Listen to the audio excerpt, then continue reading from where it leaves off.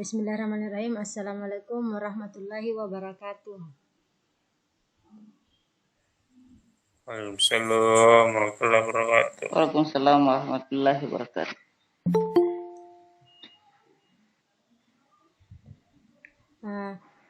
Baiklah, pertama-tama terima kasih untuk semua yang telah bergabung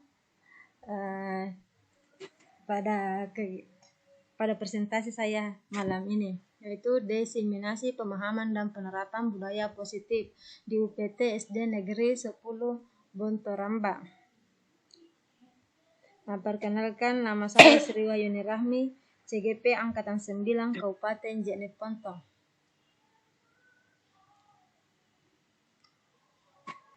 Adapun materi pada presentasi kali ini yaitu 1. Perubahan paradigma belajar, 2. Disiplin positif, 3. Nilai-nilai kebajikan, 4. Kebutuhan dasar manusia, 5. Motivasi perilaku manusia, 6. Posisi kontrol guru, 7. Keyakinan kelas, 8. Segitiga restitusi.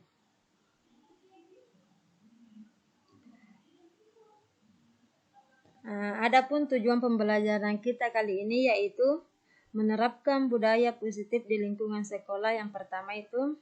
Terus yang kedua, menumbuhkan karakter dari keseharian seperti mandiri, tanggung jawab, percaya diri, disiplin, saling menghormati, saling menghargai antar murid, guru, dan orang lain.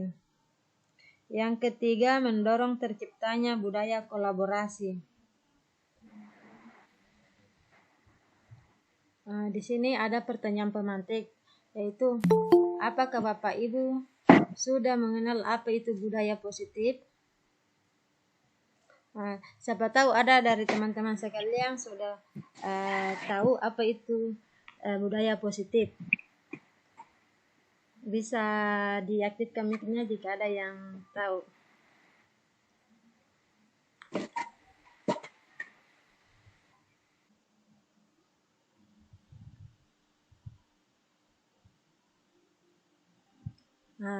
Apa itu budaya positif? Di sini budaya positif merupakan perwujudan dari nilai-nilai atau keyakinan universal yang diterapkan di sekolah.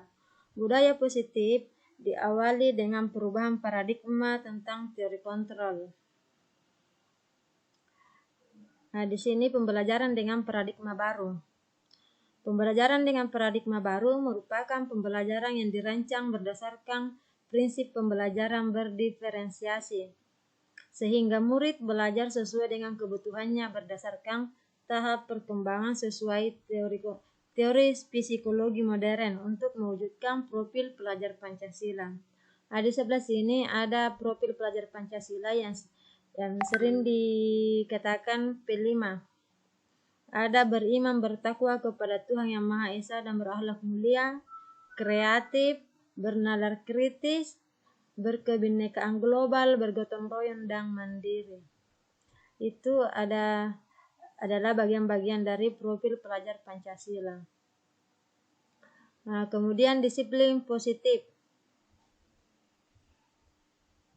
Disiplin positif merupakan salah satu cara penerapan disiplin yang bertujuan untuk menumbuhkan kesadaran serta memberdayakan murid tanpa imbalan, penghargaan, atau reward, ancaman, atau hukuman.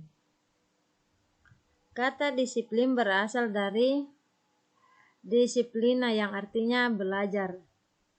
Disiplin mengacu pada disiplin diri yang memiliki tanggung jawab terhadap apa yang dilakukannya berdasarkan nilai-nilai yang diyakini. Maka sebagai pendidik tujuan kita adalah menciptakan murid yang memiliki disiplin diri sehingga mereka berperilaku mengacu pada nilai-nilai kebajikan universal dan memotivasi intrinsik dalam perubahan perilaku yang lebih baik.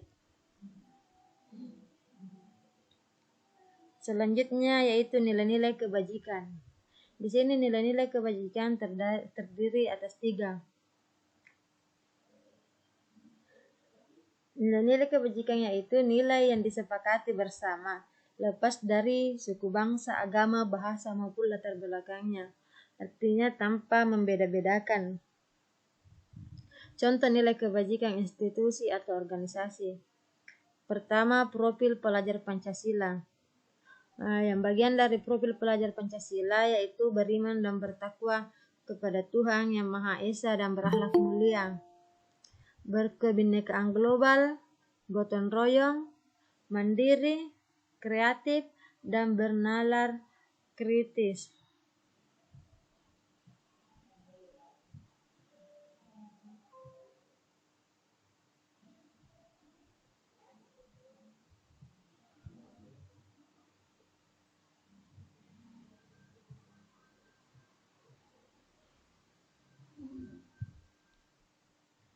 Kemudian yang kedua, Ibu Primary Years Program atau PYP. Bagian dari PYP yaitu toleransi, rasa hormat, integritas, mandiri, menghargai, antusias, empati, keingintahuan, kreativitas, kerjasama, percaya diri, dan komitmen. Selanjutnya keterampilan hidup atau life skill. Keterampilan atau life skill yaitu dapat dipercaya, lurus hati, pendengar yang aktif, tidak merendahkan orang lain, dan memberikan yang terbaik dari diri.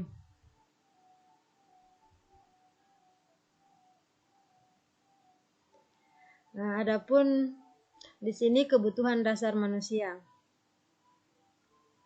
Kebutuhan dasar manusia adalah segala sesuatu yang kita lakukan untuk mendapatkan apa yang kita inginkan. Seluruh tindakan yang kita lakukan memiliki tujuan tertentu, dan semua usaha terbaik yang kita lakukan adalah dalam rangka kebutuhan dasar kita terpenuhi dengan baik.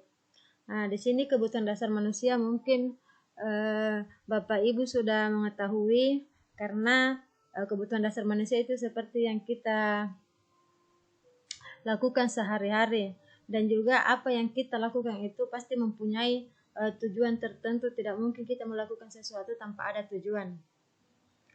Di sini ada 5 kebutuhan dasar manusia.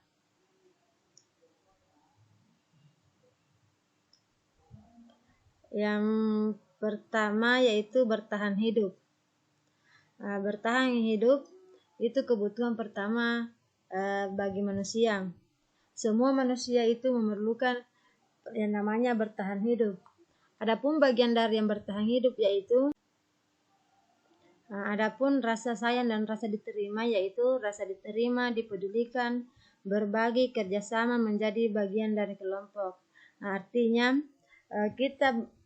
semua manusia itu menginginkan yang namanya dipedulikan dan diterima dalam satu kelompok ataupun di dalam masyarakat ataupun sekolah dan juga keluarga.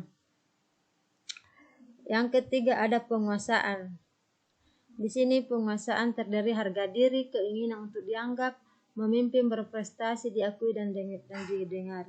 Setiap manusia itu pasti mempunyai harga diri dan juga mempunyai keinginan, dan juga setiap manusia ingin menjadi pemimpin ataupun berprestasi. Selanjutnya yang keempat itu kebebasan. Di sini kebebasan itu seperti liburan, mencoba hal baru, itu adalah bagian dari kebebasan. Dan selanjutnya kesenangan. Kesenangan, bagian dari kesenangan itu bermain, humor, antusiasme, dan tertawa. Jadi setiap manusia itu membutuhkan kesenangan. Artinya setiap manusia pasti ingin bermain dan juga tertawa. Kemudian selanjutnya yaitu motivasi perilaku manusia. Motivasi perilaku manusia terbagi atas 2. Ada yang namanya motivasi ekstrinsik dan motivasi intrinsik. Motivasi intrinsik yaitu motivasi dari dalam diri manusia. Seperti untuk menjadi orang yang mereka inginkan dan menghargai diri sendiri dan nilai-nilai yang mereka percaya. Artinya motivasi intrinsik itu lahir dari dalam diri kita, seperti jika kita melakukan sesuatu itu karena keinginan kita sendiri, bukan suatu dorongan atau paksaan dari luar. Itu salah satu contoh dari motivasi intrinsik. Kemudian motivasi ekstrinsik. di sini ada dua, untuk menghindari ketidaknyamanan atau hukuman. Kenapa dikatakan motivasi ekstrinsik? Karena terkadang kita sebagai manusia itu melakukan sesuatu hanya karena tidak ingin mendapat hukuman atau tidak ingin mendapatkan hukuman, dan itu membuat kita menjadi membuat rasa tidak nyaman. Kemudian juga di sini untuk mendapatkan imbalan atau penghargaan dari orang lain. Dikatakan mendapatkan imbalan karena seperti halnya tadi, kita melakukan sesuatu hanya karena ingin dipuji atau ingin mendapatkan reward dari orang lain. Itu dikatakan motivasi ekstrinsik atau motivasi dari luar. Nah, selanjutnya di sini ada hukuman, konsekuensi, dan restitusi. Perbedaannya yaitu hukuman. Hukuman itu dia bersifat tidak terencana atau secara tiba-tiba. Murid tidak tahu apa yang akan terjadi atau tidak dilibatkan, bersifat satu arah dan berupa hukuman fisik atau psikis. Misalnya seorang murid datang terlambat, kemudian kita memberikan hukuman, misalnya keliling lapangan. Sebelumnya tidak pernah kita sampaikan kepada murid bahwasanya apabila ada siswa yang terlambat maka disuruh keliling lapangan, tapi bentuk hukumannya itu secara tiba-tiba atau tidak terencana. Itu yang namanya hukuman. Kemudian konsekuensi. Yang namanya konsekuensi itu dia terencana atau disepakati sesuai peraturan. Murid tetap dibuat tidak nyaman. Sikap guru selalu memonitor murid. Nah, untuk konsekuensi, misalnya apabila ada siswa yang terlambat, sesuai dengan keyakinan kelas yang kita buat, apabila ada siswa yang terlambat maka akan diminta untuk berdiri depan kelas. Jadi murid akan tahu apa yang mereka akan dapatkan apabila mereka terlambat, karena itu sudah disepakati sebelumnya. Jadi itu perbedaan antara hukuman dan konsekuensi. Kemudian restitusi. Proses menciptakan kondisi bagi murid untuk memperbaiki kesalahan. Proses kolaboratif yang mengajarkan murid untuk mencari solusi sendiri.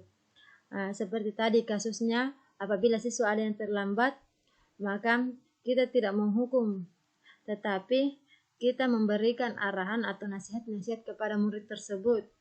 Dan juga kita meminta kepada murid apa yang akan dia lakukan untuk memperbaiki kesalahannya. Jadi misalnya murid akan menjawab, dia akan bangun lebih awal, dia tidak akan begadang untuk menghindari dia untuk tidak terlambat.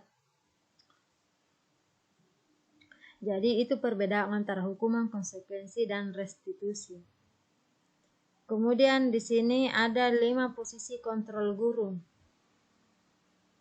Yang pertama itu penghukum, kedua pembuat rasa bersalah, yang ketiga teman, yang keempat pemantau, dan kelima manajer. Nah, di sini ada kasus murid tidak memakai seragam lengkap saat upacara bendera. Jadi di sini kasusnya itu sebagai penghukum. Ketika guru itu mengambil posisi sebagai penghukum, maka di sini seperti guru memberikan hukuman, misalnya hormat di bawah tiang bendera selama 1 jam. Itu guru berada di posisi kontrol sebagai penghukum. Selanjutnya, pembuat rasa bersalah. Nah, pembuat rasa bersalah, Bapak Ibu guru bisa menyampaikan kepada murid tersebut, sudah berapa kali Bapak Ibu bilang jangan datang terlambat, tapi tidak mendengar. Bapak sudah berapa kali juga ditegur kepala sekolah gara-gara kamu. Jadi, apa yang kita ucapkan itu akan membuat siswa itu merasa bersalah. Jadi, di sini posisi kontrolnya sebagai pembuat rasa bersalah. Selanjutnya, di sini posisi kontrol sebagai teman. Kata-kata yang bisa kita sampaikan kepada murid kita yaitu, ayo dong taati aturan sekolah, tolong bantu Bapak Ibu sekali ini saja ya.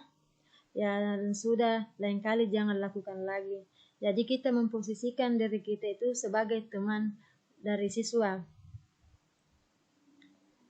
Terus selanjutnya sebagai pemantau. Kata-katanya misalnya, kamu sudah melanggar aturan sekolah, tahu konsekuensinya? Setelah upacara kamu beli atributnya di samping toko sekolah dan jangan diulangi lagi.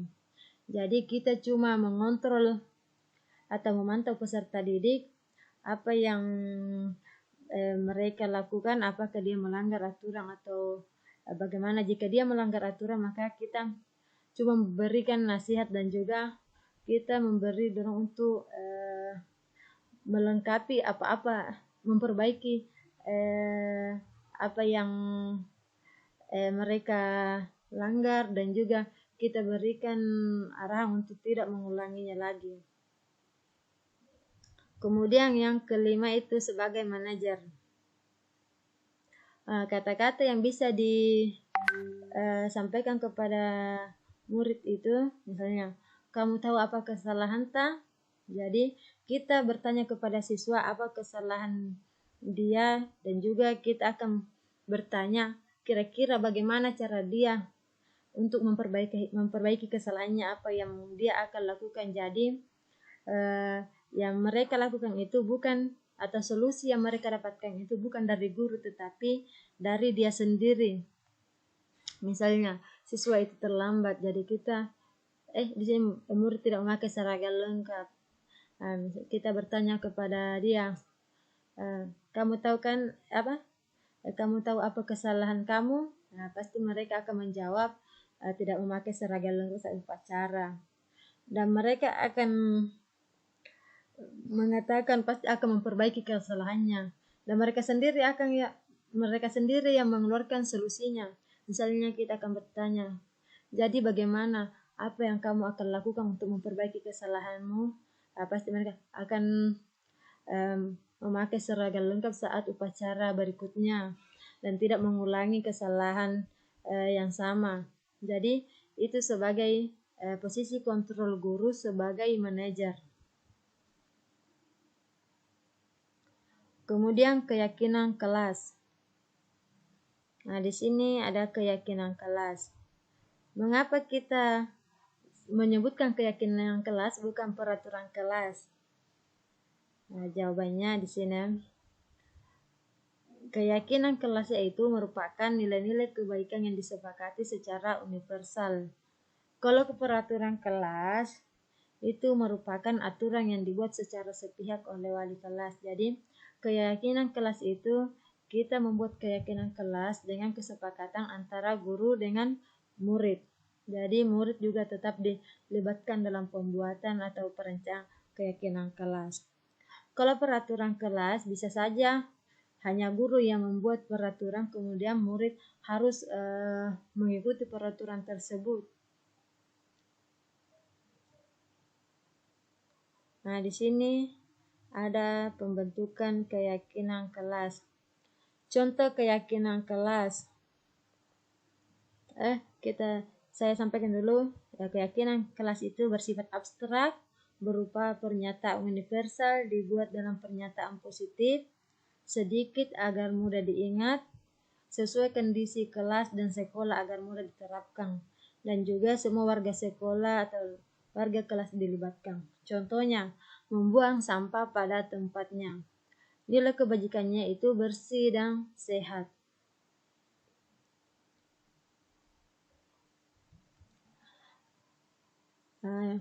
Di sini kita membuat praktek keyakinan kelas.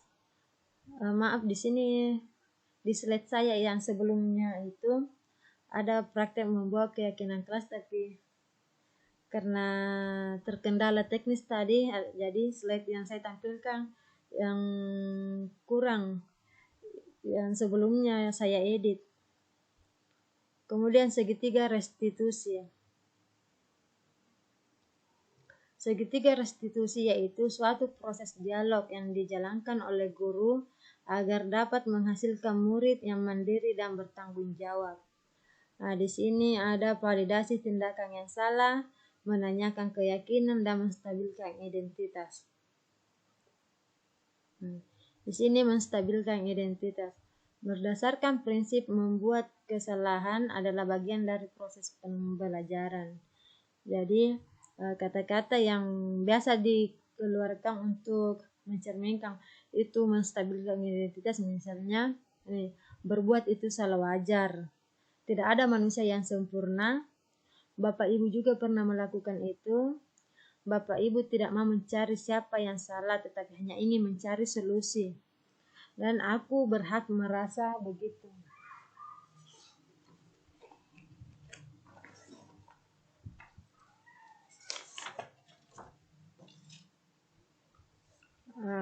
Kemudian validasi tindakan yang salah.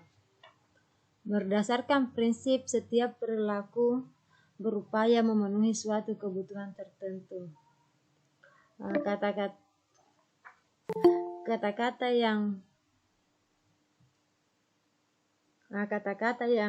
kita keluarkan yang macam itu validasi tindakan yang salah. Misalnya, kamu pasti punya alasan melakukan itu. Padahal kamu bisa melakukan yang lebih buruk dari ini ya. Kamu patut bangga karena telah melindungi sesuatu yang penting buatmu. Kamu melakukannya karena mempertahankan sesuatu yang penting bagimu. Jadi, ini kata-kata yang bisa kita sampaikan untuk memvalidasi tindakan yang salah. Selanjutnya, menanyakan keyakinan. Nah, sekarang saya lanjut, yaitu apabila ada peserta didik yang melakukan suatu kesalahan, maka kita menggunakan segitiga restitusi. Tujuannya yaitu seperti yang saya jelaskan tadi, ada 3: validasi tindakan yang salah, menstabilkan identitas, dan menanyakan keyakinan. Jadi misalnya peserta didik ada yang bertengkar, maka kita memanggil peserta didik tersebut, tetapi bukan mencari siapa yang salah, tetapi kita mencari solusi bagaimana atas permasalahan mereka. Misalnya si A dan si B bertengkar. Kita menanyakan si A, kenapa si A memukul si B? Kemudian si B menjawab,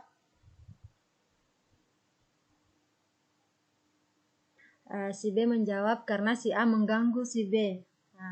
Kemudian kita kembali bertanya kepada si A, kenapa si A mengganggu si B? Karena sesuai dengan keyakinan kelas kita, kita menanyakan keyakinan kelas kita, yaitu menghargai orang lain. Artinya kita tidak boleh mengganggu teman kita. Jadi peserta didik tersebut akan mengakui telah melanggar keyakinan kelas, dan kita kembali menanyakan kepada mereka apa yang mereka akan lakukan untuk memperbaiki kesalahan mereka.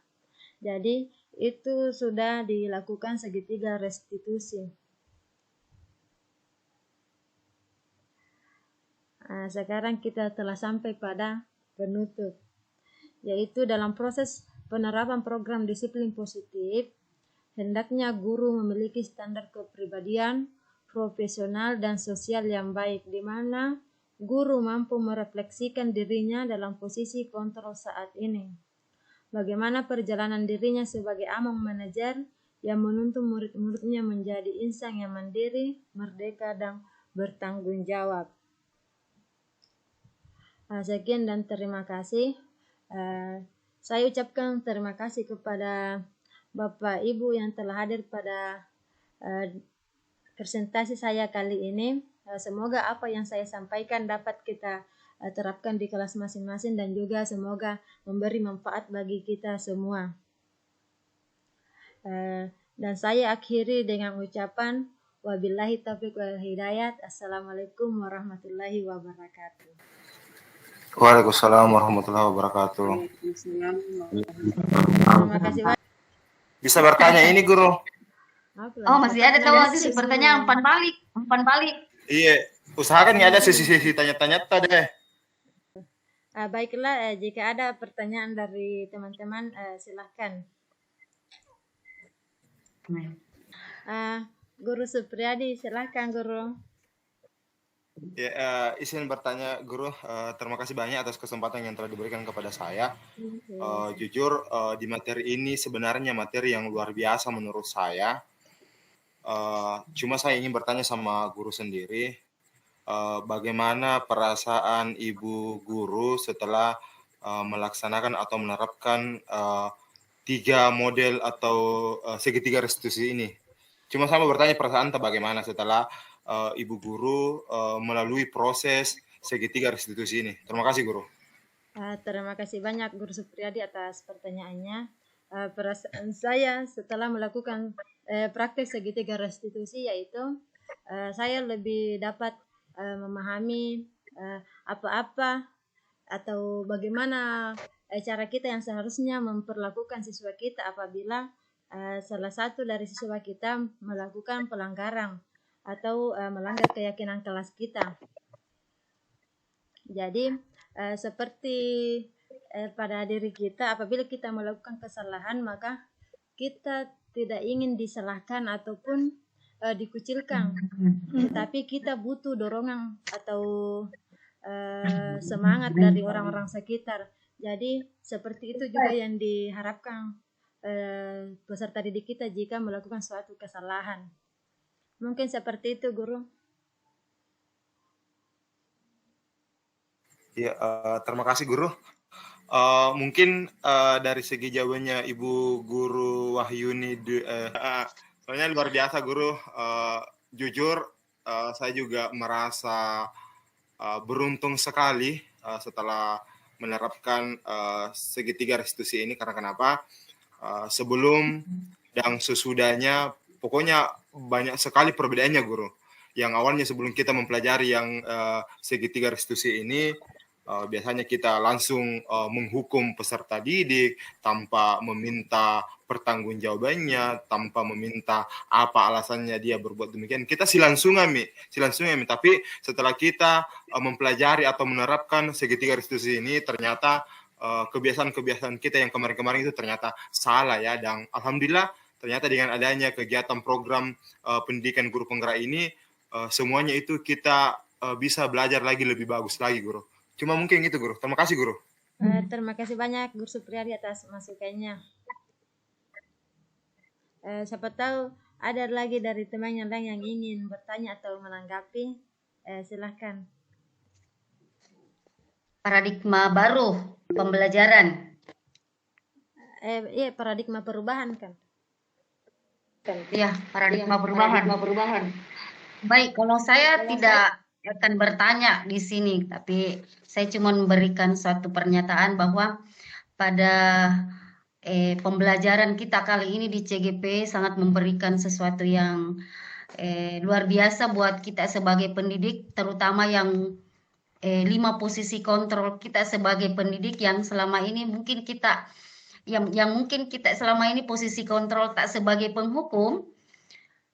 Setelah kita mempelajari ternyata posisi kontrol yang terbaik buat kita sebagai guru itu adalah manajer. Saya kira pernyataan itu yang saya sampaikan, bukan pertanyaan tapi pernyataan. Ya, betul. Saya kira itu, Bu Guru. Terima kasih banyak Kanda atas tanggapannya. Betul sekali yang dikatakan tadi Bu Guru Rostia. Setelah mempelajari modul ini atau mempelajari posisi kontrol dan juga segitiga restitusi, kita bisa mengetahui ternyata yang selama ini kita lakukan itu ternyata banyak kesalahan. Dan dari kelima posisi kontrol ini, posisi manajer yang paling tepat kita gunakan dalam pembelajaran. Mungkin ada tanggapan atau pertanyaan lagi dari yang lain? Dari Pak Mustaqim kayaknya Guru. Ya, silakan Pak Mustaqim.